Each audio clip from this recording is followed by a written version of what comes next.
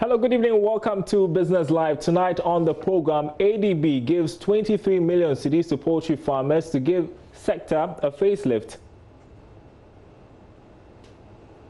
Tonight on the Joy Business Van, we talk fashion and retail amid the COVID-19 pandemic. Also, National Food Buffer Stock Company to commission 50 warehouses. This as food prices put inflation for May 2020 at 11.3%. We've got the details coming up right after this break.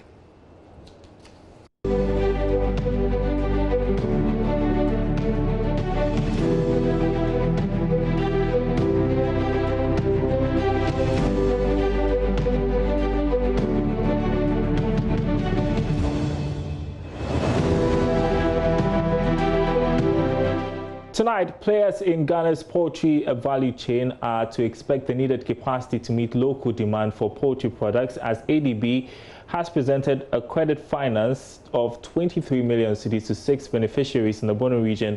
Managing Director of ADB, John Kofi Mensah, explains the long-term facility is expected to facelift the poultry industry here in Ghana. There's more in this report. At the ADB Poultry Value Chain Stakeholders Meeting, Managing Director for ADB, John Kofi Mensah, said now is the time for more investments to be made in the poultry value chain. This model is the first of its kind, and it has been possible through the instrumentality of MOFA and Gessal Executive Director in particular. President of the Poultry Farmers Association of Ghana, Victor Oponije, believes the intervention by ADB will be a game changer for the poultry industry.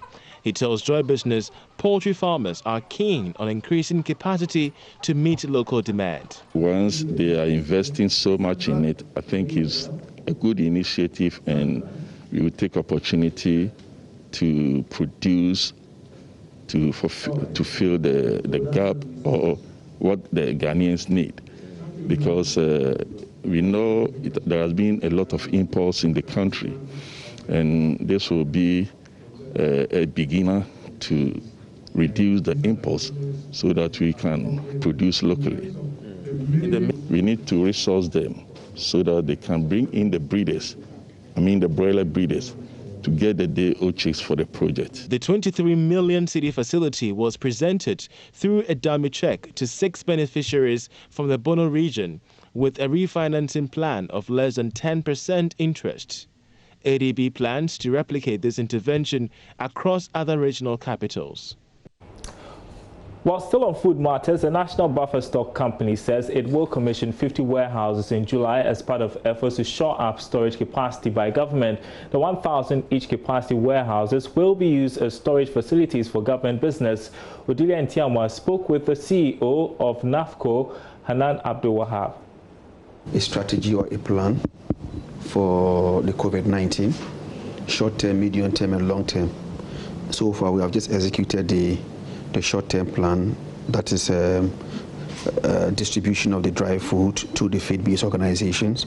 We have been able to do over 500,000 packages to the feed-based organization, and the same figure too for the MMDCs in the affected areas. So it's been a very successful program. We have some stocks of food in our various warehouses across the country that are treated and kept there for, when the time is due that we have to, bring it into the system, then we'll introduce it to the system. So exactly about how much food has been stored for this program that's in relation to the coronavirus? Okay, so what I can say is that we have enough. It has become a national security issue at this point in time, my dear. Our weapon is the food that we have, and disclosing exact figures of the quantities of food that we have will be unprofessional on us as a food security company, because we are are going into a war with an invisible enemy, and the only arsenal that we have now is the amount of food that we have. But I can assure you, also as a Ghanaian, that I sit here, I also have a family across the country, that we have enough, and you can be rest assured because it has not affected production. So far, so good. There have been productions in some parts of the country, especially in the south where they are in the peak of their season now. In the north, those who have the opportunity to have water bodies around their farms are doing irrigation farming. For example, the One Village, One Dam, the ones that are completed, farmers in that catchment area are taking advantage of that, and they are doing their all year round or irrigation farming. In the next month or so, farming will also begin or commence in the north. So there's going to be, increase in production. Farm input, fertilizers and seeds have all moved from the production centers to the farmers in their various, locality. So far so good. It has not really affected production. And then also plans are also far advanced in the coming days for us to do a formal handing over of the warehouses that are ready. The special initiative have awarded 50 number warehouses of 1,000 metric tons capacity. So out of that, 32 number is ready. And the Ministry for Food and Agriculture have also awarded 30 of 1,000 metric tons capacity. And out of that, 14 number is also ready. So we are going to have 14 plus 32 that are ready, that can be used immediately. So we have also started a procurement process of getting pallets into these new warehouses. We would clean, fumigate, and then station our pallets and then start purchases in the next coming harvesting season. How is the closure of the borders and indeed the sort of like reduction in the importation of goods, especially we as a country that were really import-based, how is that being keyed into the storage plans in relation to the corona? Okay, so you see, first of all, the closure of the borders is going to reveal one or two, it's going to be used as a case studies. It's going to reveal one or two issues, our strength and then weakness. But of course, what I can confidently speak, before closure of border from 2017, we haven't imported maize into this country. But for rice, we are still importing some quantities of rice simply because the whole rice value chain has to be looked at, which the Minister for Food and Agriculture has set up a technical committee on rice marketing in Ghana to look at it. Because first of all, we have identified that we do produce, but sometimes the quality of what we produce and what comes in, sometimes the physical, I'm talking about physical quality. You see our Ghana rice or our local rice that has some stones and foreign materials and different color, different varieties in one bag. So these are the issues that we are dealing with. And I'll tell you why this food storage is important, the 50 warehouses, because the inflation rate for the month of May 2020 has been pegged at 11.3%. Now, this is a jump from 10.6% recorded in April this year. Government statistician Professor Samuel Kobnenim explained at a press briefing today the rising cost of food contributed to the increase in the May rate.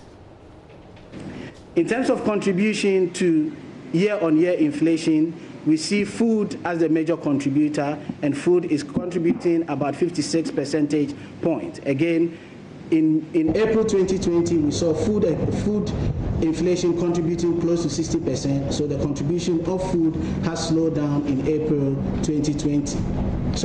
2020. Then on a month-on-month basis, we see another further decrease in the contribution of food to overall inflation. So although food continued to dominate its composition, its contribution to rate of inflation, between April 2020 and May 2020, we see a slight drop in the contribution of food to both year-on-year inflation and month-on-month inflation. At the disaggregated level, we see food inflation recording a 15.1 rate of inflation relative to the 11.3 rate of inflation that we recorded for both food and non-food inflation. If you look at the average, that is the 8 months preceding March 2020, that is when we did a rebasing in August 2019, up until now, we've gone up by about 2 times the rate of inflation for food. So the average between August 2019 and February 2019 was 7.9% relative to the 15.1% that we are recording for May 2020. Non-food inflation for the month of May 2020 was 8.4%. Again, if you compare the average between August 2019, when we did the rebasing, up until February 2020, that is, we exclude April and May, we see an average of 7.8%. In this regard, we see just a marginal change of 0.6% for non-food inflation. Locally produced items continue to dominate imported items by about 3 times, where locally produced items has an inflationary rate of 14.1% relative to imported items contributing 4.8%. Again, we largely associate these variations of about 3% between imported items and locally produced items to the closure of our borders and the high demand on our locally produced items. In other news, the Ghana Railway Company Limited has mobilized its engineers to begin work on the Chimota stretch of the Accra-Nsawam rail line. Now, this follows some distraction caused by Tuesday's rains. More in this report. The continuous rain in Accra for the past few days has added to the challenges faced by the Ghana Railway Company Limited in resuming operations along the Accra-Nsawam route. Deputy Managing Director in charge of operations, Dr. Michael Lejay Anyate, has been explaining how part of the lines got partially damaged. At the other end, we don't have something like that there. You understand?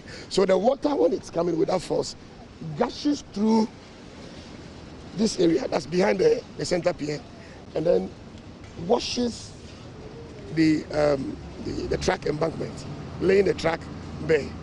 So even if you repair the track and the storm drain is not repaired, it will be a recurring something. We'll have to come and fix it anytime it rains. So we're calling on Works and Housing to also have a look at the storm drain to see how best they can fix it so that we stop this thing from recurring. He also added that some consultation will be done after the engineering work. We are in consultation with the governing board of GRCL because, you know, it's not easy to run trains. It's quite expensive. Even what we do, we don't even break even. You understand? So if we want to go further by observing all the social protocols, that means money to even buy fuel is going to be a problem. So we are in consultation with the board together with our sector minister who are working seriously to make sure that at least we resume train services. There are pockets of areas where we have what we call washout. You know, as a result of the surface runoff, some of the ballast, these small stones, have been washed away. And as you can see, we have our maintenance guys who are attending to those places, you know. So everybody's at work. And we very soon will be done with it. Meanwhile, he's noted the cause of the destruction is likely to be an additional cost to the company's operations. But this, we already have the ballast. This one, yes, we are procuring new materials, equipment on site, it's at an additional cost.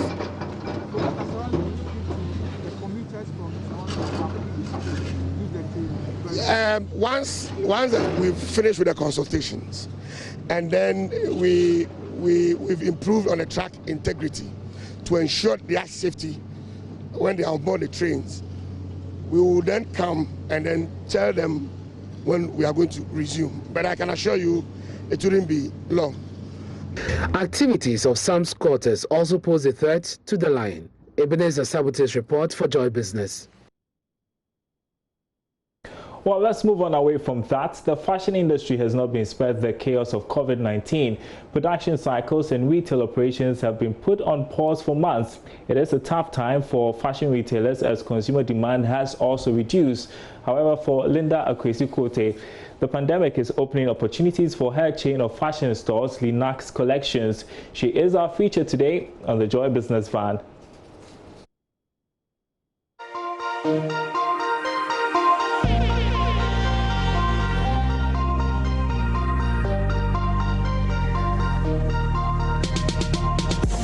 Hello, Joy Business Van. My name is Linda Kwesi-Kote, CEO of Linux Collections. You are welcome to our wholesale division. Please let me show you around.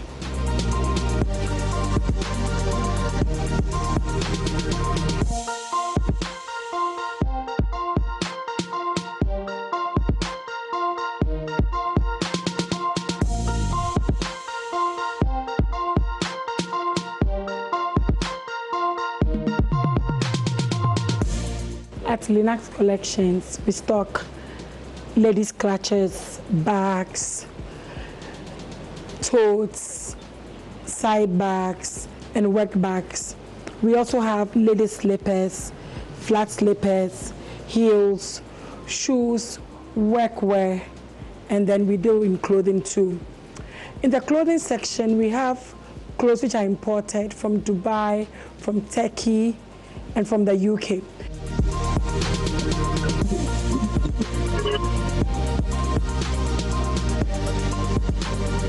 Linda Kwesi-Kote started off a career in something nowhere close to fashion, but she couldn't hide her passion anymore. I used to be a journalist. Then after a while, I started selling from the boot of my car. I would initially sell for friends. I'll come and pick them in town from aunties, friends, and other people, and I'll resell it to friends, people, family, and all of that. So gradually it was growing. From her savings, she opened a small store to start her fashion retail business. Soon, she would start traveling all over the world, not to pursue new stories, but bring in fashion items to sell. From just a small store, Linux Collections has grown fast, now with 4 outlets, 2 in Accra's Central Business District. We've tried over the years to build an image for ourselves. For example, some few years ago, we introduced the plus-size clothing. But that's got a lot of customers because people like me were finding it difficult to get their size of dresses and the kind that the regular sizes will wear. So if you did a plus size at the time, everybody would tell you to go to Linux. So when they came, they'll bring their friends, we'll get referrals. So it made us multiply quickly in the business. Consistency and customer satisfaction, Linda tells me, have been crucial in the success story of Linux Collections. So the 16 is better than the 14. Yeah, okay. It's better than the 14. Okay, so let me give the 16 back to them. Okay, so let's look at this one. Okay, I also want the 16 of this. But Linda does a lot of travel to bring in fashion items, but COVID-19 has showed up. Borders are shut in many countries, and many are yet to reopen. This means limited stock of products and a reducing consumer purchasing power. The whole world is affected. It's not just us. Even the manufacturers are affected. It takes them a while to get back. Some have actually sent emails that they are back to work, they are back to this, but it takes them a longer time to produce than they used to do. Because, for example, in January, if I'm sending a design that, okay, can I have this stocked up again? It's taking about a week to do that. It's taking them like a month and a half to produce one design. It is that's a problem. Rather than sit indifferent and allow COVID-19 to rip up the business, Linda says she's now turning to domestic production. So we've put a team of young men and women together who are sewing locally for us to feed the market. They're in touch with the manufacturers, so they send us the current styles, then we give it to them to produce here. So it's not like we are just producing anything. But if even everything gets back to them, we think that the ones we are producing here, the customers wanted the same quality, the same designs, the same finishing. So I'm not sure that we are going to, even when COVID is under control and we start traveling, we're not going to stop this aspect. Linux Collections is transitioning from just being a retail business to wholesale distribution.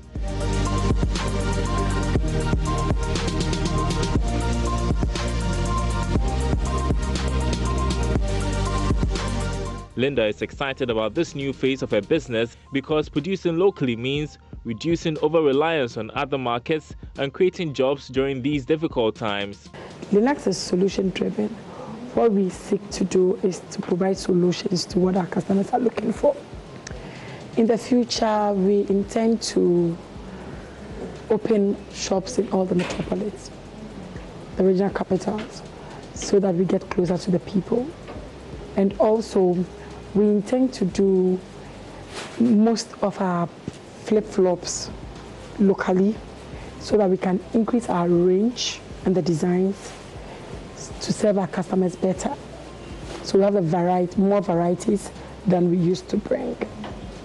And also for the wholesale, we want to help or provide for the retailers as well. Because in this time especially, I'm sure they're going to struggle with how to get the things on the market. So you are putting them also in mind. As she forges ahead with her expansion and production drive, Linda remains focused in making Linux collections the next big thing in Ghana's fashion industry. All right, you're watching Business Live. We will be right back.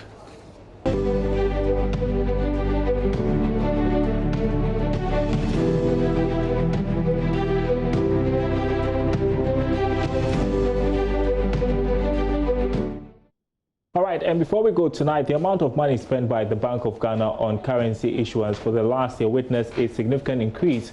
According to its 2019 annual report, the amount went up by more than 100% to hit 312 million cedis. JoyNews has more. 312 million Ghana cedis, we understand, covers the cost of printing new notes, reissuance of existing worn-out notes, and agency cost. Now, that's the cost the Bank of Ghana incurs when it has to rely on specialized institutions to handle the Ghana cedi in areas that the central bank might not be present.